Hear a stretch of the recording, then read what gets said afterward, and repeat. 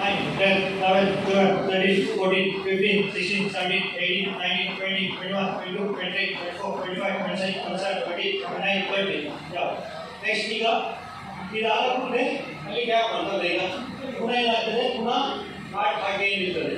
ಈ ತನಕ ಹೋದ ಮೇಲೆ ಪುನಃ ಸ್ಟಾಪ್ ಆಗ್ತದೆ. ಈ ತನಕ ಬರ್ಬೋದು, ಈ ತನಕ ಹೋಗಲಿಲ್ಲ. ಏನು ಮಾಡಬೇಕು?